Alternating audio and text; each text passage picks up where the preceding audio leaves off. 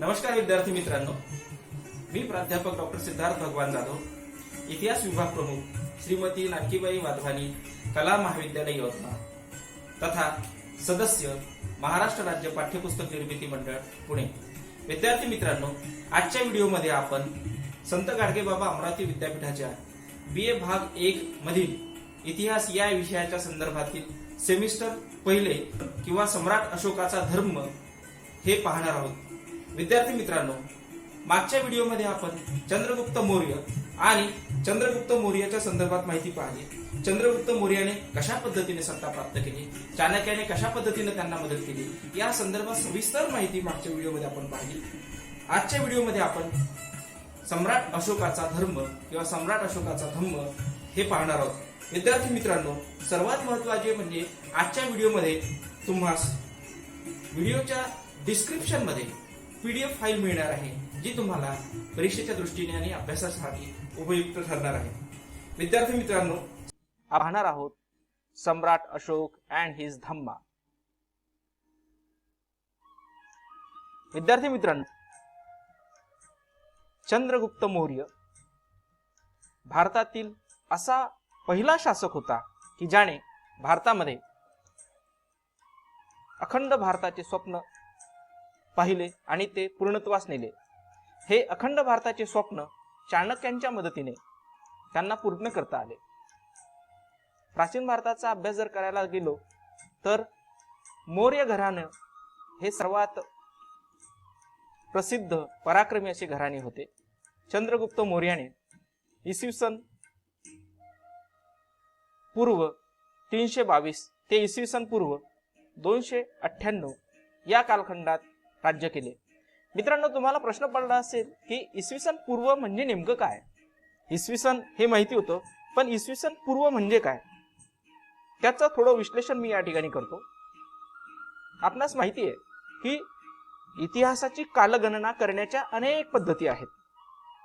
त्या कालगणना पद्धतीपैकी म्हणजे for example उदाहरण द्यायचं झालं तर शकावले आहेत किंवा शक आहे किंवा हिजरत आहे किंवा इसवी सन आहे, जगतमान्य अशी जी काही कालगणना पद्धती आहे ती आहे इसवी सन। इसवी सन म्हणजे येशू ख्रिस्ताच्या जन्माच्या पूर्वी घडून गेलेल्या घटना ज्या आहेत त्या घटनांना इसवी सन पूर्व असे म्हणतात, आणि येशू ख्रिस्ताच्या जन्माच्या नंतर ज्या घटना पुढे घडल्यात त्याला इसवी सन असे म्हणतात। आणि म्हणून भारताचा जो काही इतिहास आहे हा अतिशय प्राचीन असा इतिहास आहे। भारताला प्राचीन असा इतिहास लाभलेला आहे, आणि म्हणून इसवी सन पूर्व 322 ते 298 या कालखंडात चंद्रगुप्त मौर्याची सत्ता भारतात होती। चंद्रगुप्त मौर्य नंतर बिंदुसार मौर्य सत्तेवर आलेत। बिंदुसार मौर्य जे होते हे इसवी सन पूर्व 298 ते इसवी सन पूर्व 272 या कालखंडात त्यांनी भारतावर म्हणजेच पाटलीपुत्रावर, हे इथे पाटलीपुत्र बिहारमध्ये पाटलीपुत्रावर राज्य केले। त्यांनी अमितघात ही पदवी धारण केली होती। चंद्रगुप्त मौर्याने ग्रीकांबरोबर संबंध प्रस्थापित केलेले होते। हेलन बरोबर चंद्रगुप्त मौर्याच्या विवाहाची नोंद इतिहासात आहे। त्यानंतर सेल्युकस निकेटर, मॅगस्थेनिस हे देखील नंतरच्या कालखंडात भारतात येऊन गेलेले आहेत। मॅगस्थेनिस हा बऱ्याच काळ भारतात होता, आणि म्हणून हे संबंध जे होते, हे जे रिलेशन, पॉलिटिकल रिलेशन जे होते हे बिंदुसाराच्या कालखंडामध्ये देखील टिकून होते। आणि म्हणून ग्रीक लोक किंवा ग्रीक शासक किंवा ग्रीक लेखक त्याला अमित्रचांडस किंवा अलिट्रोचेटेस असे देखील म्हणतात। भारतीय धर्मग्रंथांमध्ये किंवा भारतीय साहित्यामध्ये दिव्यवदानांमध्ये बिंदुसाराच्या राज्यकारभाराच्या संदर्भात माहिती दिसून येते। त्यामध्ये असे लिहिलंय की बिंदुसाराच्या कालखंडामध्ये चाणक्य हाच प्रमुख अमात्य होता, आणि बिंदुसाराला मदत करण्यासाठी 500 जणांची समिती होती, आणि त्या समितीच्या माध्यमातून राज्यकारभार चालत असे। सुबंधू हा मंत्री बिंदुसाराच्या दरबारात होता।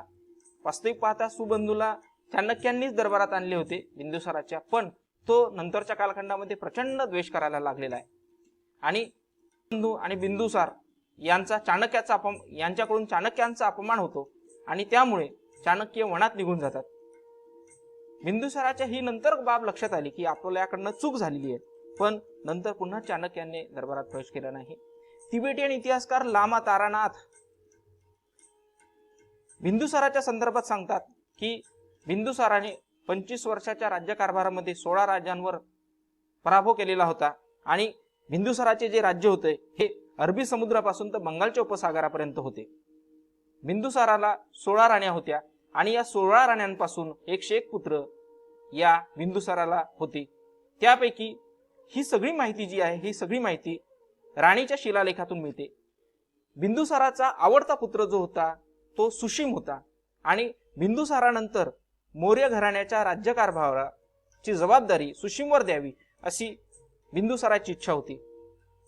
त्याच कालखंडामध्ये तक्षशिलेचे बंड होते.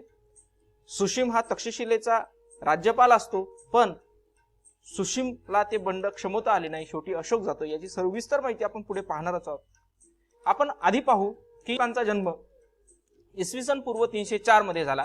इसवी सन पूर्व 304 ते इसवी सन 232 हा सम्राट अशोकांचा राज्यकारभाराचा कालखंड आहे. अशोकाच्या आईचे नाव धम्मा होते. धम्मा, धर्मा, शुभद्रांगिनी हे होते. अशोकाच्या जन्मामुळे शुभद्रांगिनी म्हणते की मी शोकरहित झाले म्हणून अशोकाचं नाव अशोक ठेवण्यात आले. ह्याची माहिती आपणास महावंश या ग्रंथातून मिळते.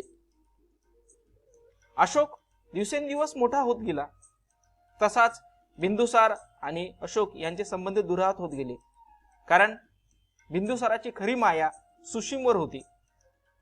अशोक उज्जैनीचा राज्यपाल असताना तिथे विदिशा देवी ह्या स्त्री बरोबर अशोकाची ओळख झाली. ही एका श्रेष्ठींची बौद्ध कन्या होती आणि या ओळखीचं रूपांतर नंतर विवाहात झालं आणि या विदिशा देवीमुळेच कडून महेंद्र आणि संघमित्रा असे 2 पुत्र अशोकाला प्राप्त झालेत. मित्रांनो, सम्राट अशोक अतिशय पराक्रमी. सम्राट अशोकाची कीर्ती जगतख्यात आहे. पण एक अशी घटना घडते सम्राट अशोकाच्या आयुष्यामुळे मध्ये की ज्याच्यामुळे त्यांचं आयुष्य बदलून जातं. ती म्हणजे कलिंगचे युद्ध. कलिंगचे युद्ध इसवी सन पूर्व 261. उज्जैनीचा राज्यपाल ते सत्ता प्राप्ती. अशोक उज्जैनीचा राज्यपाल होता. विदिशा नगरीतील देवी बौद्ध कन्या हिच्या बरोबर अशोकाचा विवाह होतो. महेंद्र आणि संघमित्रा हे 2 पुत्र, एक मुलगा आणि एक मुलगी त्यांना प्राप्त होतात. इथे राधागुप्त हे महत्वाचे मंत्री किंवा अमात्य महत्वाचे आहेत. काहींच्या मते हे राधा सुशीम आणि अशोकाच्या यादवी युद्धामध्ये महत्वपूर्ण भूमिका ही राधागुप्ताने निभवलेली आहे. अशोकाने आपल्या 99 भावांचा वध करून सत्ता प्रस्थापित केली असं सांगितले जाते. सुशीमचा वध करून राज्याभिषेक घडवून आणला.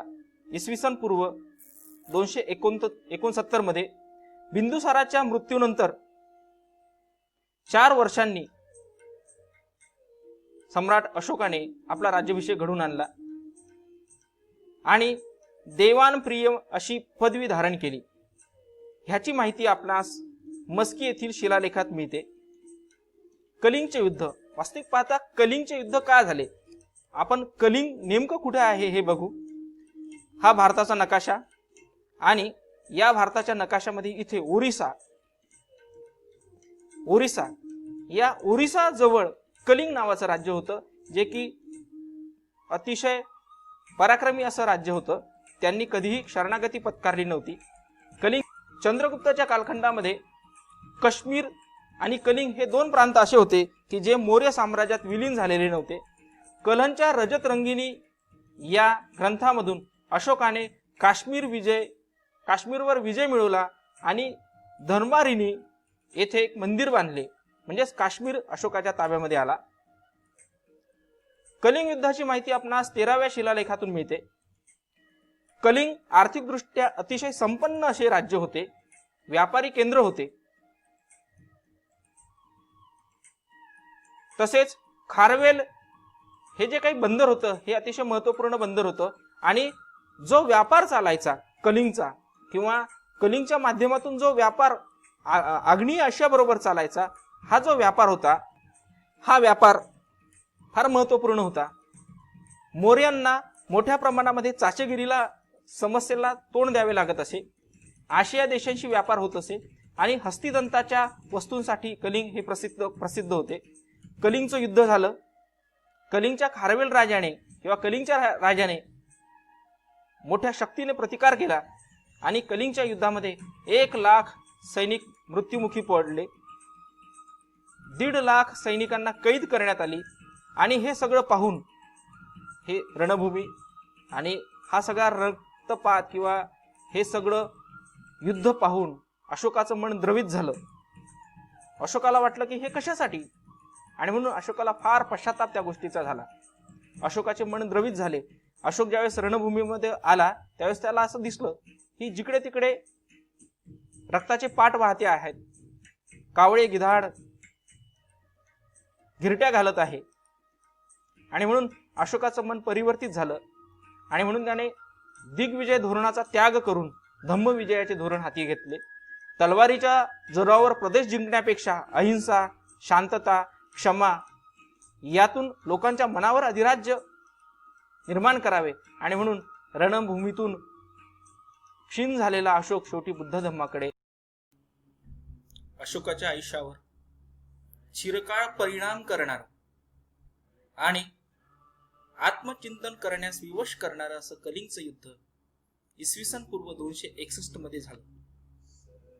सम्राट अशोक हा जगातील पहिला असा शासक आहे की जो रणभूमीवर अश्रू ढाळतोय. रणभूमीवरील मरण पावलेले लोक, अर्धमेलेले लोक, रक्ताचा पाट,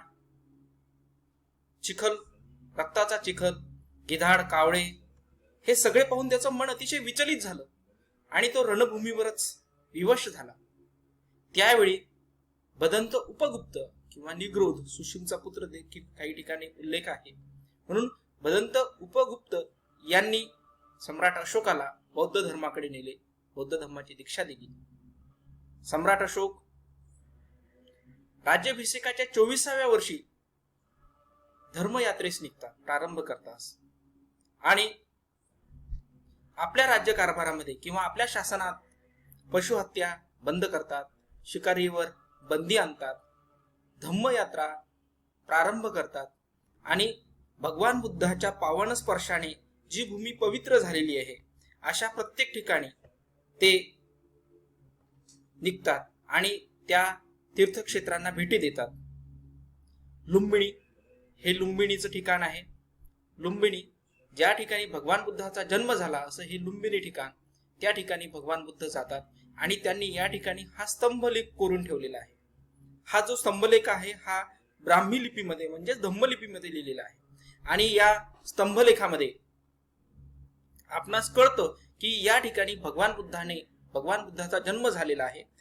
हे भगवान बुद्धाचं जन्माचं ठिकाण आत आहे. आणि सम्राट अशोकाने या लुंबिनी गावाचा कर माफ केला, कारण सम्राट सिद्धार्थाचा किंवा भगवान बुद्धाचा जन्म या ठिकाणी झालेला होता. त्यानंतर भगवान बुद्ध कपिलवस्तूमध्ये जातात. कपिलवस्तू या ठिकाणी भगवान बुद्धाचा चे बालपण गेलेले होते. त्यानंतर भगवान बुद्ध बुद्धगयेला जातात. हे बुद्धिस्ट टेम्पल, बुद्ध मंदिर त्याला म्हटलं जातं, महाबोधी मंदिर ज्याला म्हटलं जातं. आणि याच बोधी वृक्षाखाली भगवान बुद्धांना ज्ञान प्राप्त झालं आणि म्हणून भगवान बुद्धाला ज्या ठिकाणी ज्ञान प्राप्त झाली अशा बुद्धगयेला ते जातात. त्यानंतर ज्ञानप्राप्ती झाल्यानंतर भगवान बुद्ध सारनाथला जातात. साठी प्रार्थना केलेली असते. अशा 5 भिक्खूंना, 5 ब्राह्मणांना ते त्या ठिकाणी धम्माची दीक्षा देतात आणि त्या ठिकाणी पहिलं धम्म प्रवचन या ठिकाणीच घडून येतं. त्यानंतर ते श्रावस्तीला जातात. तिथे दीर्घकाळ भगवान बुद्ध राहिलेले होते आणि शेवटी कुशीनगर या ठिकाणी आपल्याला दिसून येते की कुशीनगर या ठिकाणी भगवान बुद्धाचे महापरिनिर्वाण झाले आणि हा कुशीनगर येथील स्तूप, विहार आणि ही भगवान बुद्धाची त्या ठिकाणी मूर्ती. म्हणून भगवान बुद्धांचं पावन स्पर्शाने जी भूमी पवित्र झालेली आहे अशा पवित्र भूमीला सम्राट अशोक भेटी देतात.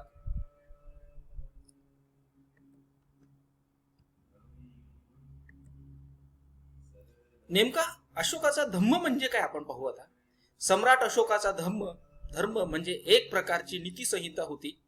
आध्यात्मिक विचारसरणीचा तेथे क्वचितच नामनिर्देश केलेला गेला होता.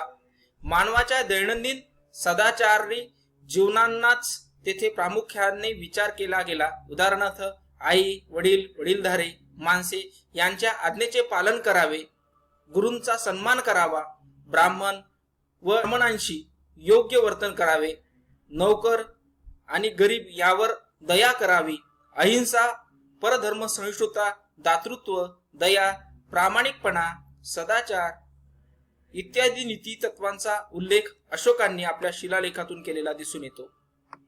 सम्राट अशोकाचे एक वैशिष्ट्य म्हणजे त्यांनी ही सारी तत्वे आपल्या वैयक्तिक जीवनात देखील उतरवलेली दिसून येतात. सम्राट अशोकाचे वैशिष्ट्य असे दिसून येते की सम्राट अशोकांनी ठिकठिकाणी शिलालेख करून ठेवलेले आहेत आणि ही शिलालेख त्या काळामध्ये राजाचे धोरण काय आहेत, राजाचे विचार काय आहेत, राजाची नीतितत्व काय आहेत, राजाला काय अपेक्षित आहे या संदर्भात माहिती सगळी या शिलालेखांमध्ये कोरलेली आपल्याला दिसून येतात.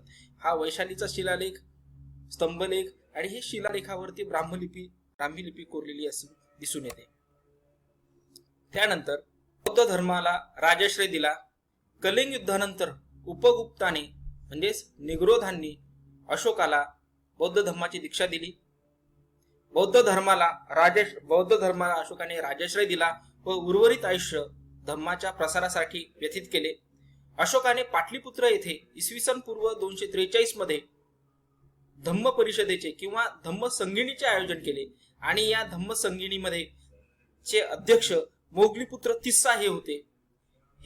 या धम्म परिषदेमध्ये देश विदेशातून 1000 भिक्षू आलेले होते, बुद्ध तत्वज्ञ आलेले होते आणि ही धम्म परिषद 9 महिने चालली. या धम्म परिषदेमध्ये एक ग्रंथ देखील लिहिला गेलेला आहे. त्याचबरोबर ही धम्म परिषद संपल्यानंतर देश विदेशामध्ये भगवान बुद्धाच्या तत्वाचा प्रसार करावा असे ठरले. भगवान बुद्धाच्या विचारांचा प्रसार अधिक होण्यासाठी सम्राट अशोकाने धम्म महामात्रा व स्त्री महामात्र यांची नियुक्ती केली आणि ही धर्म महामात्र सदाचार, शांतता व न्याय यावर लक्ष ठेवत असे. देश विदेशात धर्माचा प्रसार करणे साठी त्यांनी धम्मदूत पाठवले. ग्रीक, श्रीलंका, ब्रह्मदेश, चीन यासारख्या देशांमध्ये धम्मदूत पाठवलेले आपल्याला दिसून येतात. याच ठिकाणी ही धम्म परिषद संपल्यानंतर महेंद्र धम्म प्रसारासाठी श्रीलंकेला जातात आणि त्यानंतर संघमित्रा देखील श्रीलंकेला जाते. ही संघमित्रा अनुराधापूर, श्रीलंकेमध्ये आज देखील अनुराधापूर नावाचं गाव आहे, त्या ठिकाणी भगवान बुद्धाला ज्या बोधिवृक्षाखाली ज्ञान प्राप्त झाले होते त्या बोधिवृक्षाचं रोपट घेऊन संघमित्रा जातात आणि तिथे श्रीलंकेमध्ये धम्माचा प्रसार करतात. अशोकाने धम्माला नवे रूप दिले. बुद्ध उपदेशवाणी समाज हितकारक असल्यामुळे ती समाजात कायमस्वरूपी रुजली पाहिजे. संघाची व्यवस्था उत्तम राखण्याचे नियम त्यांनी बनवले. संघातील मतभेद दूर कसे होतील याकडे अशोकाने जातीने लक्ष दिले. भिक्षू जर नियम तोडत असतील तर त्यांना श्वेत कपडे देऊन सांसारिक जीवनात प्रविष्ट करण्याचे आदेश सम्राट अशोक त्या ठिकाणी देत असे.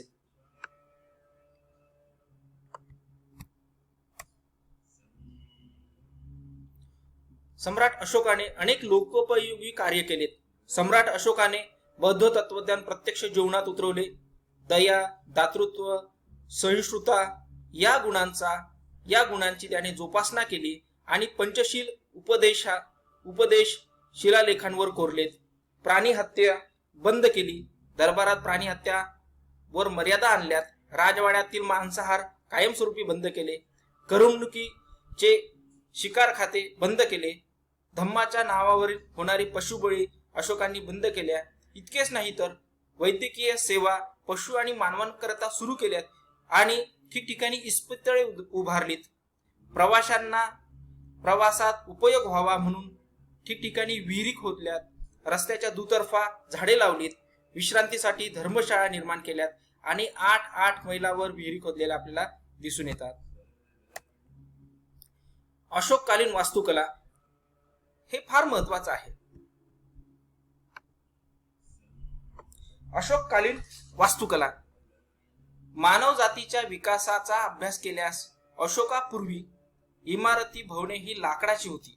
जसं आज नैनितालला, श्रीनगरमध्ये, श्रीलंकेमध्ये नैनितालला किंवा श्रीनगरला, ब्रह्मदेशामध्ये लाकडाच्या पासून बनवलेली घरं आपल्याला दिसून येतात.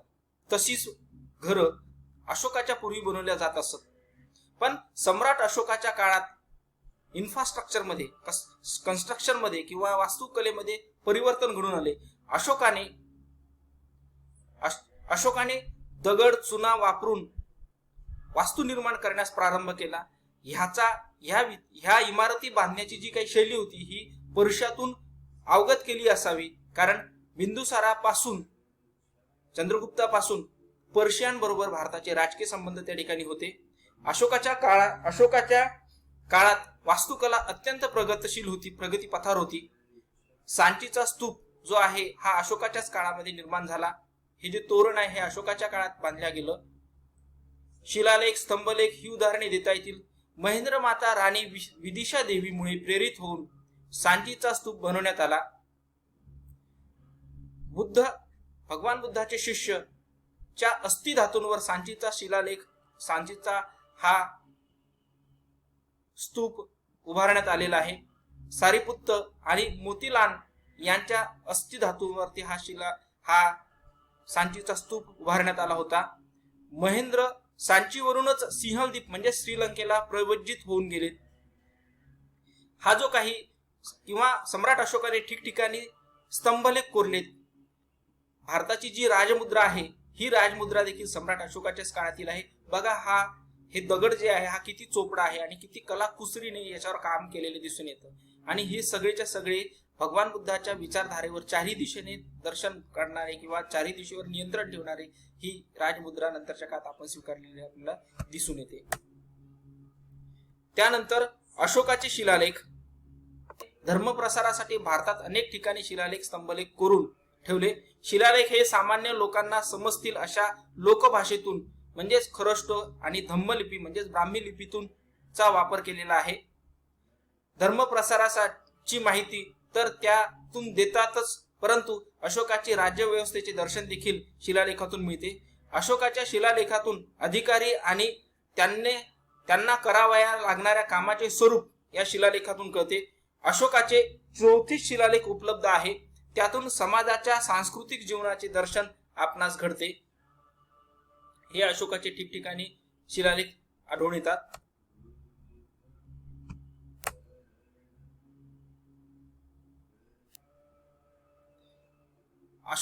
सम्राट अशोकाने देश विदेश धम्माचा प्रसार केला.